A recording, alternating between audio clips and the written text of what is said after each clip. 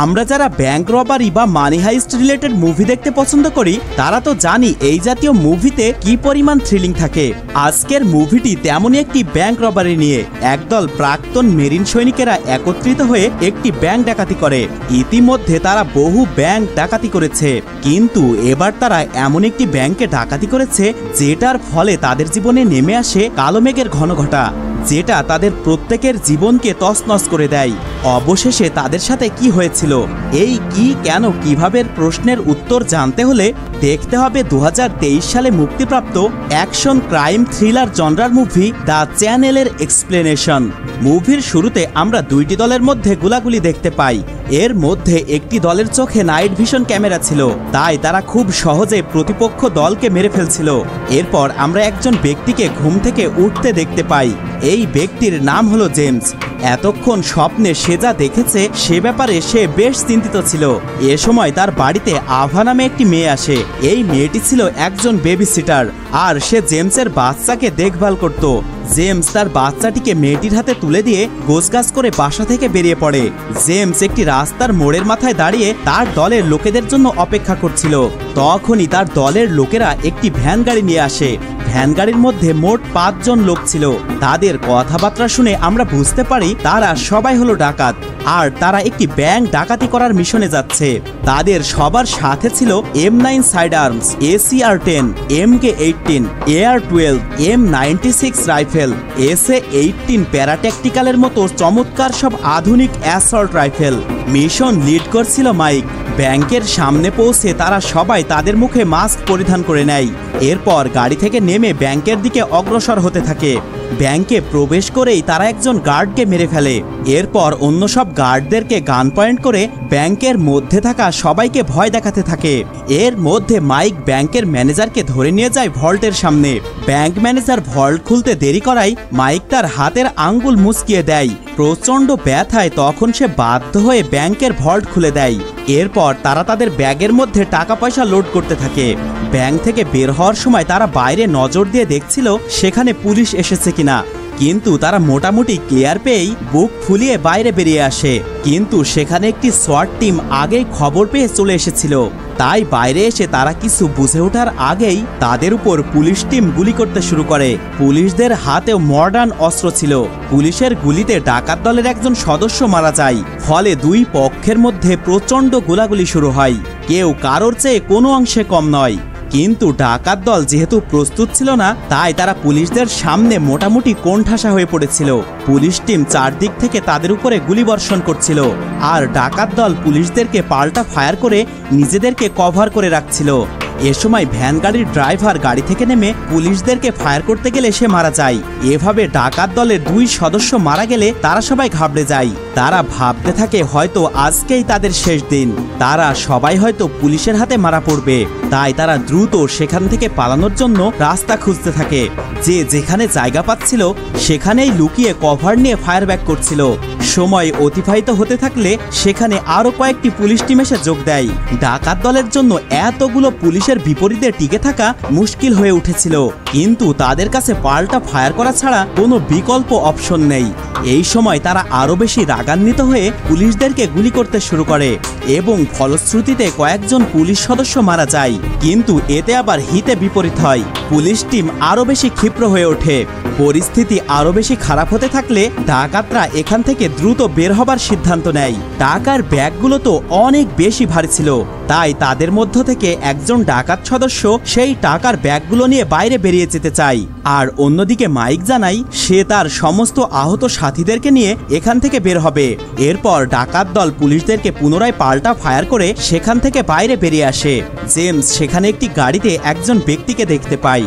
সেই লোকটিকে ভয় দেখিয়ে তার গাড়ি নিয়ে ডাকাত দল সবাই সেখান থেকে বেরিয়ে পড়ে, কিন্তু পুলিশও তাদের পিছু করতে শুরু করে। এখন তারা পায়ে হেঁটে পালাক আর গাড়ি নিয়েই পালাক, পুলিশ তো তাদের পিছু করবেই। কিন্তু ডাকাত দল জানে কিভাবে পুলিশদেরকে টেক্কা দিতে হয়। বেশ লম্বা সময় ধরে তাদের দুই পক্ষের মধ্যে টম অ্যান্ড জেরি খেলা হতে থাকে। এরপর ডাকাত দল একটি জায়গায় গিয়ে থামে, যেখানে আগে থেকেই তাদের জন্য একটি গাড়ি রাখা ছিল। তারা গাড়িটি চেঞ্জ করে নিয়ে সেখান থেকে পালিয়ে যায়। ফলে পুলিশ টিম আর তাদেরকে ধরতে পারে না। ডাকাত দল ক্রাইম স্পট থেকে অনেক দূরে গিয়ে নিজেদের হুলিয়া বদলে নেয়। তাদের মধ্যে এখন কেবলমাত্র 3 জন বেঁচে আছে আর 1 জন আহত। এখানেও তারা তাদের গাড়িটি পাল্টিয়ে ওই গাড়িটিতে আগুন ধরিয়ে সমস্ত প্রমাণ মুছে এখান থেকে চলে যায়। রাত নেমে এসেছে। ব্যাংকের সামনে আমরা ফ্র্যাঙ্ক নামে একজন FBI স্পেশাল এজেন্টকে দেখতে পাই। সে তার টিম নিয়ে চারিদিকে চিরুনি তল্লাশি করছে, কোথাও যদি কোনো প্রমাণ মিলে যায়। এ সময় সেখানে একজন সোয়াট অফিসার আসে, যার কোডনেম হলো জায়ান্ট। সোয়াট অফিসার FBI এজেন্টকে বলে যে আজ তো বেটা ডাকাতেরা সীমা অতিক্রম করে ফেলেছে, তারা আমাদের বেশ কিছু পুলিশ সদস্যকে মেরেছে। আমরা কোনোভাবেই তাদেরকে ছেড়ে দিতে পারি না। যতক্ষণ না আমরা ডাকাতদেরকে মারছি ততক্ষণ আমরা কেউ শান্ত হব না। ফ্র্যাঙ্ক জায়ান্টকে জিজ্ঞাসা করে ডাকাত দল সংখ্যায় কতজন ছিল। তখন জায়ান্ট ফ্র্যাঙ্ককে জানায় যে তারা মোট 5 জন এসেছিল, তবে এখনো তারা 4 জন বেঁচে রয়েছে আর তাদের মধ্যে 1 জন গুরুতর আহত। এই কথা শুনে ফ্র্যাঙ্ক তাদেরকে আশেপাশের হাসপাতাল ও ক্লিনিকগুলোতে খোঁজ নিতে বলে, কারণ তারা ট্রিটমেন্ট করার জন্য অবশ্যই কোনো না কোনো ডাক্তারের সাহায্য নিবে। এরপর ফ্র্যাঙ্ক ব্যাংকের সমস্ত স্টাফ ও কর্মচারীদের সাথে কথা বলতে শুরু করে, যারা ব্যাংক ডাকাতির সময় ব্যাংকের মধ্যে ছিল। অফিসার যখন সবাইকে জিজ্ঞাসাবাদ করছিল তখন একজন মেয়ে জানায়, ডাকাতদের কথাবার্তা শুনে আমার কাছে এমনটাই মনে হয়েছে যে তারা এখানকার স্থানীয়। এই কথা শুনে ফ্র্যাঙ্ক তো ভীষণ খুশি হয়, অন্তত এটা তো জানা গেল যে তারা এখানকার স্থানীয় কেউ হবে। এরপর জায়ান্ট তাকে জানায় তার টিম নদীর পাড়ে একটি গাড়ি পেয়েছে, যেটিতে করে ডাকাত দল পালিয়ে গিয়েছিল আর সেটি তারা ওখানে পুড়িয়ে ফেলেছে। এজন্য আমরা সেখানে কোনো প্রমাণ পাইনি। এরপর সেখানে ভেক্টর নামে একজন অফিসার আসে আর সে তাদেরকে জানায় যে তারা শহরের আরও যেসব স্থানে এখনো খোঁজ করেনি সেই জায়গাগুলোতে খোঁজ করবে। তারা 3 জন একসাথে বেরিয়ে পড়ে ডাকাত দলকে অনুসন্ধান করতে। এদিকে আমরা জেমসকে দেখতে পাই, সে বিলি নামের একজনের বাড়িতে এসেছে তার আহত সাথী জনকে নিয়ে। বিলি যখন তাকে ঘায়েল অবস্থায় দেখে তখন সে বেশ রেগে যায়। সে জেমসকে বলে, তুমি সব সময় আমাকে ফাঁসানোর চেষ্টায় থাকো, এরকম সময় কি কেউ এখানে আসে? তুমি তোমার দলবলকে নিয়ে আমার বাসায় কেন এসেছো? এভাবে তাদের কথাবার্তার মাধ্যমে আমরা জানতে পারি বিলি তাদের জন্য মানি লন্ডারিং এর কাজ করে এবং ডাকাত দলেরা এই মুহূর্তে সিদ্ধান্তহীনতায় ভুগছে যে তারা কোথায় গিয়ে শেল্টার নিবে। তাই তারা আপাতত শেল্টার নিতে এখানে এসেছে। এখানে আমরা আভা নামের একটি মেয়ের সাথে পরিচিত হই। এই মেয়েটিও তাদের দলেরই একজন সদস্য। আভা জনকে ঘায়েল অবস্থায় দেখে মাইকের দিকে তেড়ে আসে, কারণ সে জানে মাইক ভীষণ ঘাড়তেড়া আর অবাধ্য। জনের এই আঘাতের জন্য মাইকই দায়ী, কিন্তু জেমস আভাকে আটকায়। সে বলে এই সময় নিজেদের মধ্যে গ্যাঞ্জাম করলে হবে না। ডাকাত দলের সবাই সিদ্ধান্ত নেয় যে তারা এখানে টাকা পয়সাগুলো রেখে যাবে যতক্ষণ না পর্যন্ত জন সুস্থ হয়, আর সে সুস্থ হলে কোথায় টাকা কিভাবে পাঠানো হবে সেটা বিলিকে জানিয়ে দেয়। এরপর আমরা ফ্র্যাঙ্ক ও তার টিমকে দেখতে পাই যেখানে ডাকাতেরা তাদের গাড়িটি পুড়িয়েছিল সেখানে তদন্ত করতে। সার্বিক পরিবেশ পরিস্থিতি তদন্ত করে সে জানায় যে ডাকাত দলের সদস্যরা অবশ্যই কোনো মিলিটারি সদস্য হতে পারে, কারণ তারা যে সমস্ত বন্দুক ব্যবহার করেছিল আর যেভাবে পুলিশ সদস্যদের উপর আক্রমণ করেছিল সেটি কোনো সাধারণ মানুষ করতে পারবে না। আর যেভাবে তারা প্রমাণ মুছে গিয়েছে তাতে পরিষ্কার বোঝা যাচ্ছে তারা মিলিটারি ট্রেনিং প্রাপ্ত। তাই আমাদেরকে খুব সাবধান হতে হবে ডাকাত দলের ব্যাপারে। আমরা যখন তাদের পিছু করব তখন খুব সতর্ক থাকতে হবে, নইলে আমরা মারা পড়তে পারি। সুতরাং এই কেসটি সলভ করতে গেলে আমাদেরকে অনেক প্যারা সামাল দিয়ে সামনে এগোতে হবে। এর মধ্যে আমরা মাইক ও জেমসকে দেখতে পাই। ক্লিয়ারেন্স নামে একজন ব্যক্তির বাড়িতে এসেছে জনকে নিয়ে। তারা ক্লিয়ারেন্সকে বলে জনকে সুস্থ করার জন্য। এ সময় বিলি জেমসকে ফোন করে বলে এবার টাকা পয়সাগুলো চালান করতে অনেক বেশি রিস্ক আছে, তাই যদি আমার কমিশনের ভাগ না বাড়াও তাহলে সম্ভব হবে না। তখন জেমস তার কথায় রাজি হয়, কারণ এটা ছাড়া তার কাছে আর কোনো অপশন নেই। ভিতরে মাইক ক্লিয়ারেন্সকে টাকা দিচ্ছিল জনের পাশে থাকার জন্য, কারণ তারা সবাই জানে জন বেশিক্ষণ বাঁচবে না। তাই জন মারা যাওয়ার আগ পর্যন্ত ক্লিয়ারেন্স তার সাথে থাকবে এবং সে মারা গেলে তার ভাগের টাকা সবাই ভাগাভাগি করে নিতে পারবে। আর জন নিজেও জানে যে সে বেশিক্ষণ বাঁচবে না, তবে তার হাতেও কিছুই করার নেই। তাই সবকিছু মেনে নিতে হয় জনকে তার হাতে সঁপে দিয়ে মাইক ও জেমস বাইরে আসে। তাদের জন্য আভা গাড়িতে অপেক্ষা করছিল। গাড়িতে উঠে মাইক তার অস্ত্র পরীক্ষা নিরীক্ষা করে চেক করছিল। একই সাথে ভাগের টাকাগুলো হিসাব করছিল। এ সময় আভা জেমসকে জিজ্ঞাসা করে যে সে আবার কবে ফিরবে। জেমস বলে খুব শীঘ্রই সে আবার ফিরে আসবে, আমার একটু সময় লাগবে টাকাগুলো জায়গা মতো চালান করতে, আর টাকাগুলো ঠিকঠাক মতো চালান করতে পারলেই আমি ফিরে এসে তোমাকে ও জনকে আমার সাথে নিয়ে যাব, কিন্তু আমি ফিরে আসা পর্যন্ত তোমাকে আমার জন্য অপেক্ষা করতে হবে। এরপর সেখানে আমরা দুটি গাড়ি আসতে দেখতে পাই। গাড়ি থেকে বিরিল নামে একজন ব্যক্তি আসে। বিলি এই লোকটির সাথে চুক্তি করেছিল টাকাগুলো ট্রান্সফার করার জন্য। বিরিল যখন তাদেরকে টাকার অফার করে তখন মাইক বুঝতে পারে তাদের ডিমান্ড অনুযায়ী খুব কম টাকা দিচ্ছে। এজন্য জেমস বিরিলের সাথে কথা বলে তাকে বোঝাতে থাকে যে এই রেটে তাদের হবে না, তাদের রেট আরও একটু বাড়ানোর দরকার।